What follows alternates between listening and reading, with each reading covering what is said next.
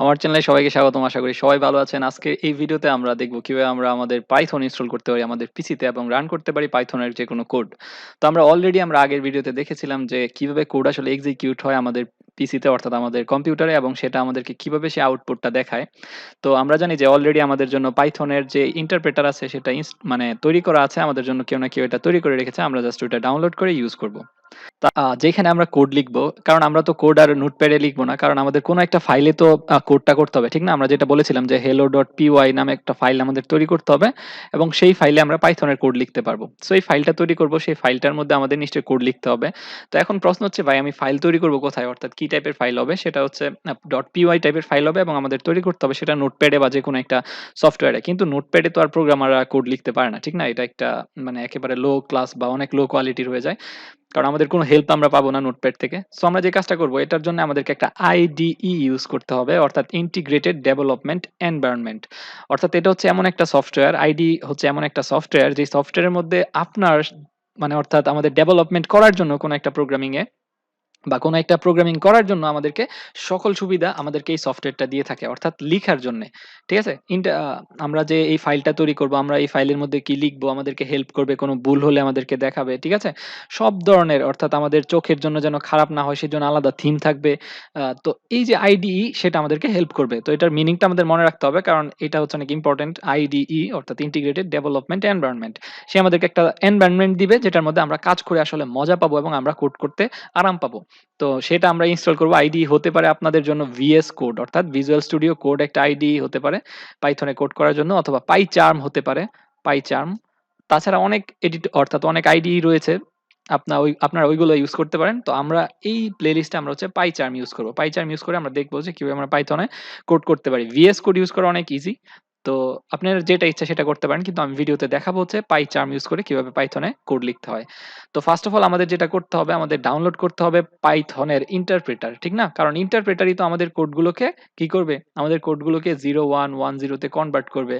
তারপর সেই ইন্টারপ্রেটার আমাদেরকে কোডগুলো 0110 তে কনভার্ট করে আমাদের সিপিইউর মধ্যে পাঠাবে, যাতে করে আমরা এটা এক্সিকিউট করতে পারি এটাতে, ঠিক না? সো আমাদেরকে first of all Python download করতে হবে। পাইথন মানে হচ্ছে পাইথনের ইন্টারপ্রেটার।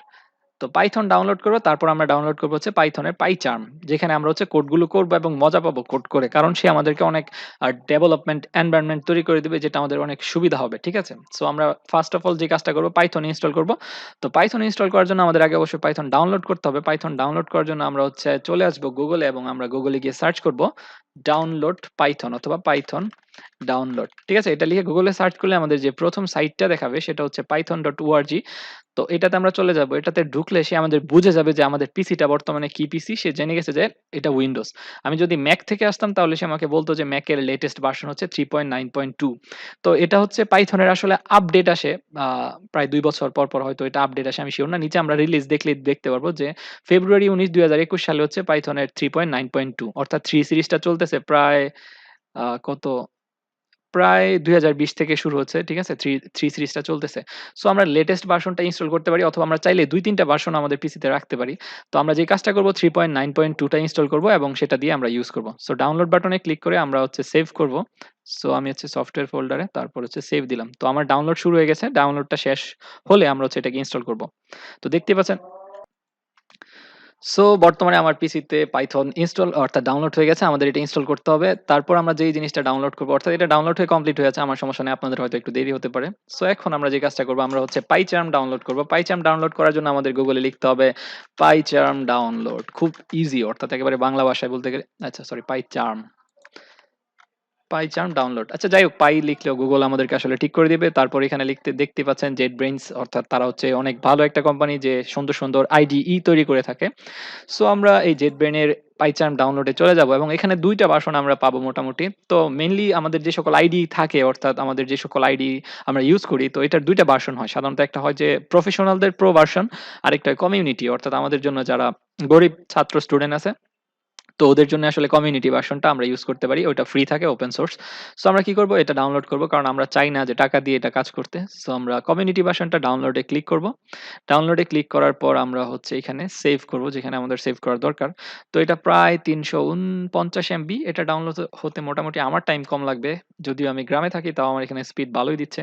সো এই ফাঁকে আমরা এক কাজ করব, আমরা হচ্ছে পাইথনটাকে ইনস্টল করব। সো আমরা এই যে শো ইন ফোল্ডার অথবা এই ফাইলটাতে ক্লিক করলেই সে আমাদেরকে ইনস্টল করার জন্য বলবে। তো এটাতে আমরা রান দিব।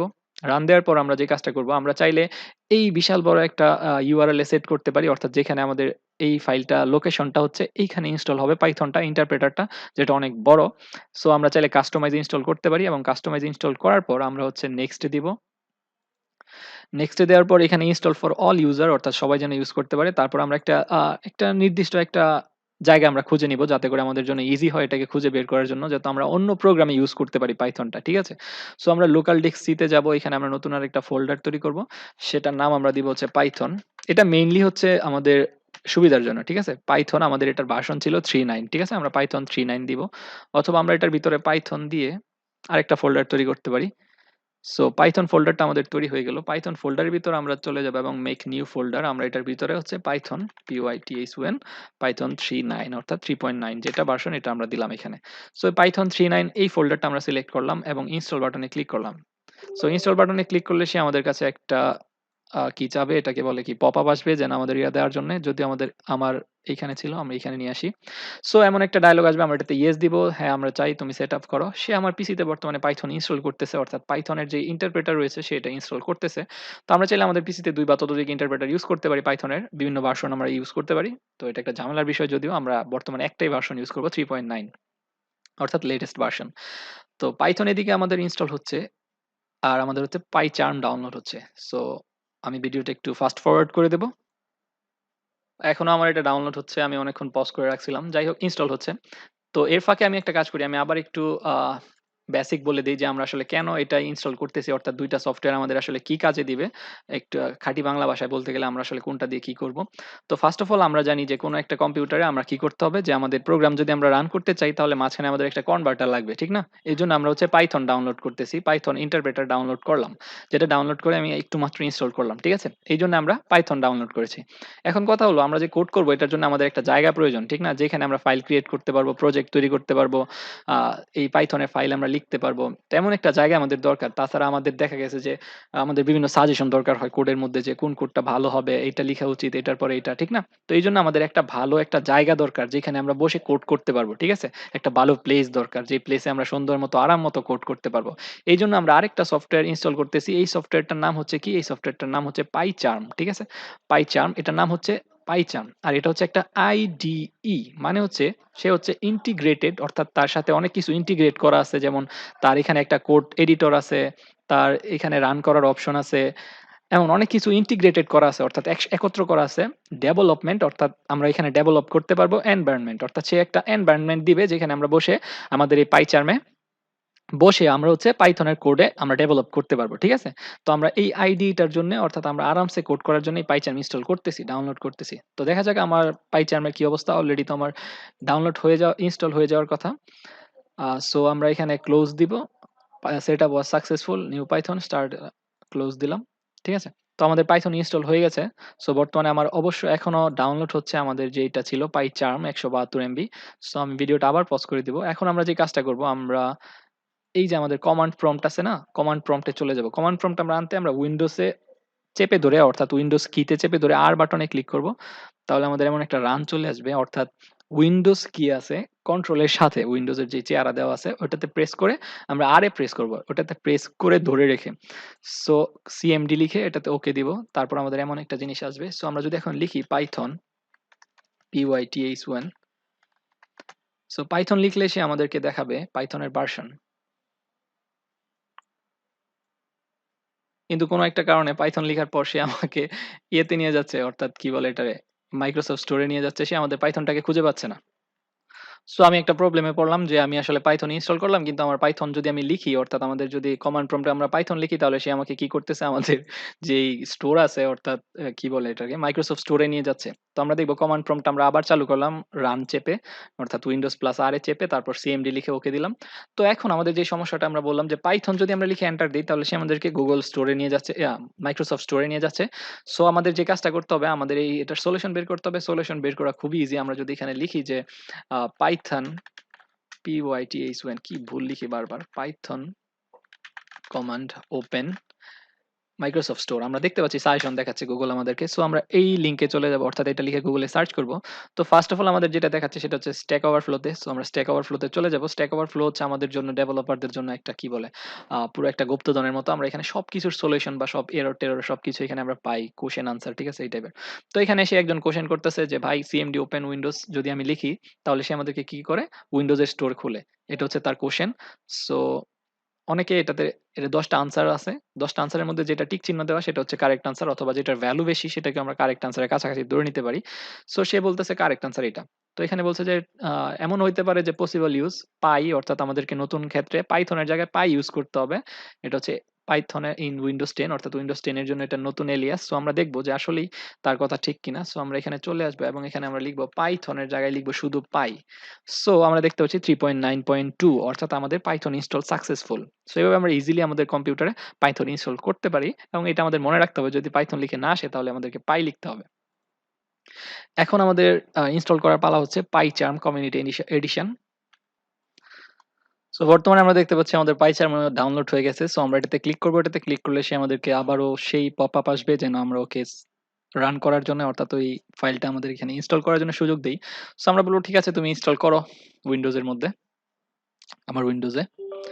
তো সে আবার আমার এখানে বলতেছে যে এই ইউজারটাকে যেন অ্যালাউ করি পাইচার্ম ইনস্টল করার জন্য। সো আমরা ওকে দিলাম। তো এখানে আমরা হচ্ছে কমিউনিটি ভার্সন এডিশন সেটআপ দিচ্ছি, নেক্সটে চাপবো, তারপর হচ্ছে এই ঠিকানায় সে করবে, করুক, সমস্যা নেই আমার এতে। তারপর হচ্ছে 60 ক্রিয়েট ডেস্কটপ শর্টকাট, আমার এগুলো দরকার নেই, ক্রিয়েট এ সিচুয়েশন এগুলো দরকার নেই, নেক্সট ইনস্টল।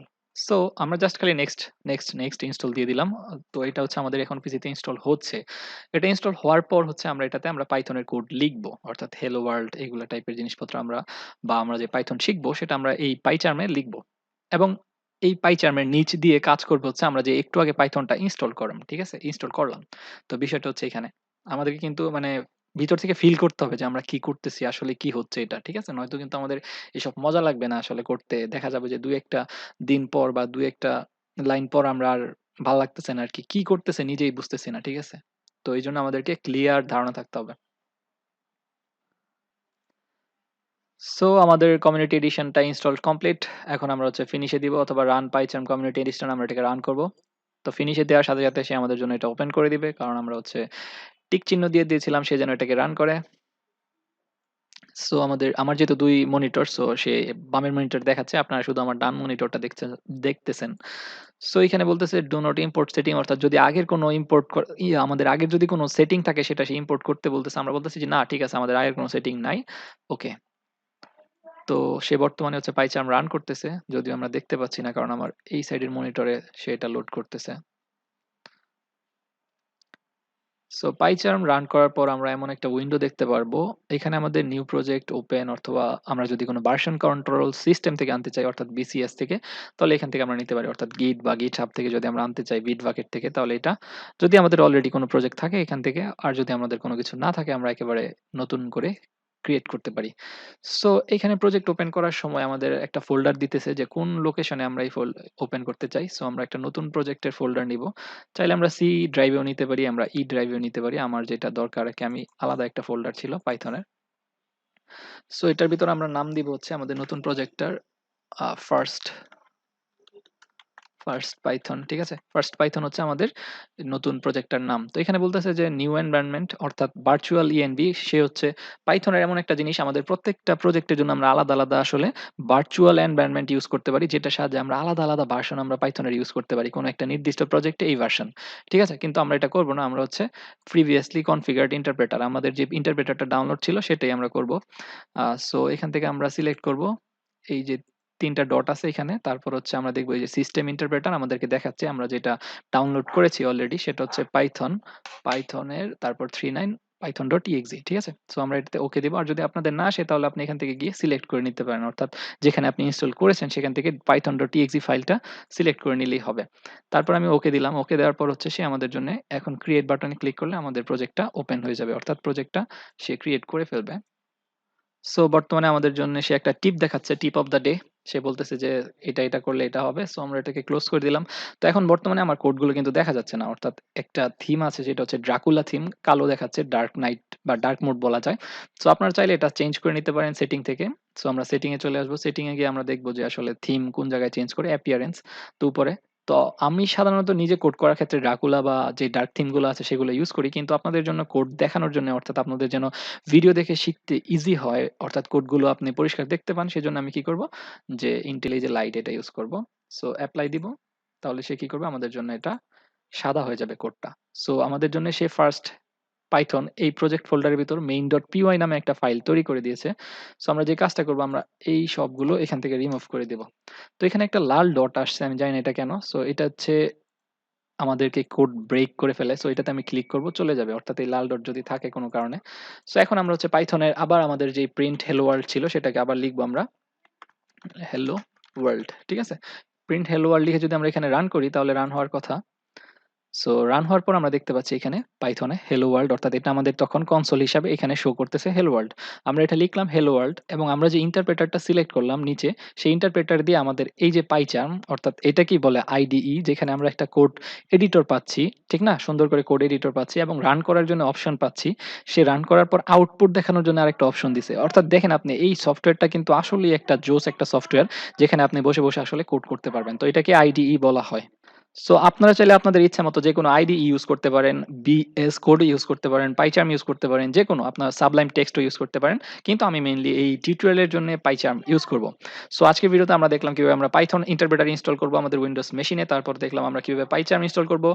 আর আমার ভিডিও যদি আপনার ভালো লাগে আপনি আমার ভিডিওতে লাইক করতে পারেন, কমেন্ট করতে পারেন। আর যারা পাইথন শিখতেছে নতুন তাদের কাছে শেয়ার করতে পারেন। কারণ এই ভিডিওটা নতুনদের জন্য খুবই হেল্পফুল হবে। অর্থাৎ এই সিরিজটা মেইনলি নতুনদেরকে টার্গেট করা, তৈরি করা যারা একেবারে প্রোগ্রামিং করে নাই আগে অথবা পাইথন শিখতেছে।